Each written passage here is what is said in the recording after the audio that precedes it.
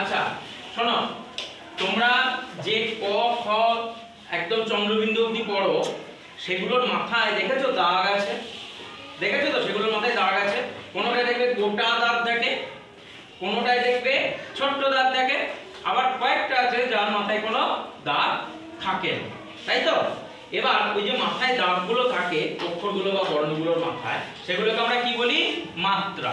কি বলবো? মাত্রা। এবার আমাদের এই দিকে অক্ষরগুলো চলে এসো। দেখো এইখানে প্রথমে আমরা 5টা অক্ষর বা বর্ণকে দেখি। এই দিকে তাকাও, ক খ গ ঘ ঙ। এই যে 5টা বর্ণ রয়েছে, এর মধ্যে মাথায় গোটা দাগ। আমরা প্রথমে কি করব? গোটা দাগ ওলা যে অক্ষরগুলো আছে সেগুলোকে বের করব।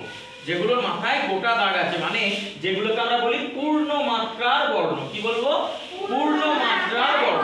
এগুলোর মাথায় দেখো গোটা দাগ আছে, তাই তো? এরকম অক্ষর কোনগুলো আছে দেখো, ক খ গ ঘ ঙ। এই 5টার মধ্যে গোটা মাত্রার বা পূর্ণ মাত্রার বর্ণ কোন দুটো রয়েছে? ক আর ঘ। ক আর ঘ আমরা ওখানে লিখে দিয়েছি, ক আর ঘ। ঠিক আছে, বেশ। এবার দেখো চ ছ বর্গীয় জ ঝ ঞ। এই কটার মধ্যে গোটা মাত্রার বর্ণ কি আছে? চ ছ বর্গীয় জ। ভেরি গুড, ওখানে আমরা লিখে দিয়েছি। এবার ট ঠ ড ঢ মূর্ধন্য। এই কটার মধ্যে গোটা মাত্রার কি দেখতে পাচ্ছ? যাদের মাথায় গোটা দাগ রয়েছে, ট ঠ ড ঢ। Very good. এবার দেখো ত থ দ ধ দন্ত ন। এই কটা দেখো, ত থ দ ধ দন্ত ন। এই কটার মধ্যে গোটা মাত্রার বর্ণ কি আছে? ত থ দন্ত ন। Very good. এবার দেখো এখানে যে আমাদের ক ক প ভ ম, এই কটার মধ্যে গোটা মাত্রার বর্ণ কি আছে? ক হবে? ক কি গোটা মাত্রা? ক গ ঘ ম। এবার অন্তস্থ জ র ল তালব্য স মূর্ধন্য স। এই কটার মধ্যে এইগুলো যে কটা দেখতে পাচ্ছ, এই কটার মধ্যে কি রয়েছে গোটা মাত্রার বর্ণ? বলো, গোটা মাত্রা বা পূর্ণ মাত্রার বর্ণ কি কি রয়েছে এই কটার মধ্যে? মূর্ধন্য স। এটাকে পেট কাটা মূর্ধন্য স বলো তোমরা, তাই তো? এটা আসল উচ্চারণ মূর্ধন্য স। যাই হোক, এবার দন্ত স হ ঢয়স র ঢয়স র অন্তস্থ। এই কটার মধ্যে কোনগুলো রয়েছে? সব কটাই, তাই তো? আর এই কটার মধ্যে গোটা মাত্রা রয়েছে নাকি? নেই। Very good. তাহলে এই কটা আমরা বোর্ডে লিখে নিয়েছি। দেখো ক থেকে চন্দ্রবিন্দুর মধ্যে এইগুলো হচ্ছে পূর্ণ মাত্রার বর্ণ বা এদের মাথায় গোটা দাগ আছে। কি কি? ক ঘ চ ছ বর্গীয় জ ট ঠ ড ঢ ত দ দন্ত ন প ব ভ ম অঞ্জ র ল বেটা মূর্ধন্য স দন্ত স হ ঢয়স র অন্তস্থ। এই কটা সব হচ্ছে গোটা মাত্রার বর্ণ।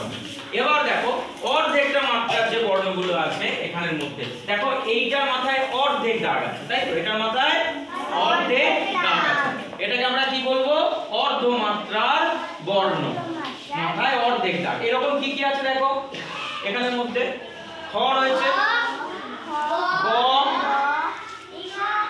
ই মাথায় রয়েছে, খ গ ঝ মূর্ধন্য খ ধ প তালব্য স আর কিচ্ছু নেই। তাহলে এই কথা হচ্ছে অর্ধেক মাত্রার বর্ণ। কোনগুলো? খ গ ঝ মূর্ধন্য ন ঠ ধ প তালব্য স। বোঝা গেল? এগুলো সব কি অর্ধেক মাত্রার বর্ণ। এদের মাথায় অর্ধেক দাগ আছে। বোঝা গেল? আর কয়েকটা পড়ে রয়েছে যে কটার মাথায় দেখো কোনো দাগ নেই। এরকম দেখতে পাচ্ছ? কোনো দাগ নেই।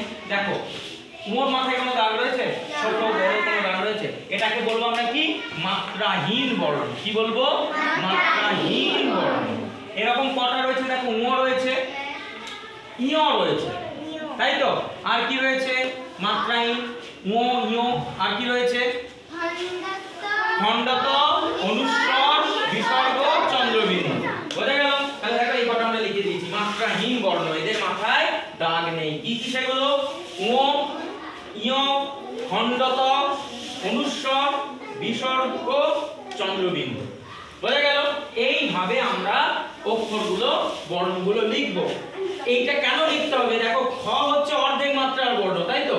কিন্তু আমি যদি কেউ বিলাতে যেমন লিখেছিল খটাকে যদি আমি এইভাবে লিখি, এটা কি ঠিক না ভুল? তাহলে এইভাবে আমরা খ লিখতে পারবো না। খটাকে তখন আমাকে লিখতে হবে কি রকম? এই রকম করে খটাকে লিখতে হবে। বুঝতে পারা গেল? এই পদ্ধতিতে তোমাদের এইভাবে অক্ষরগুলোকে খাতায় সুন্দর করে লিখতে হবে, তবে সেটা সঠিক হবে। না হলে খ এর মাথায় যদি গোটা মাত্রা দিয়ে দাও, ক এর মাথায় যদি অর্ধেক মাত্রা দিয়ে দাও, বা ধরো ইয় মাথায় যদি মাত্রা দিয়ে দাও, সেগুলো সবই কি হবে? ভুল হবে। এইভাবে তোমাকে লিখতে হবে। এইটা তোমরা সবাই খাতায় সুন্দর করে নোট করে নাও, ঠিক আছে?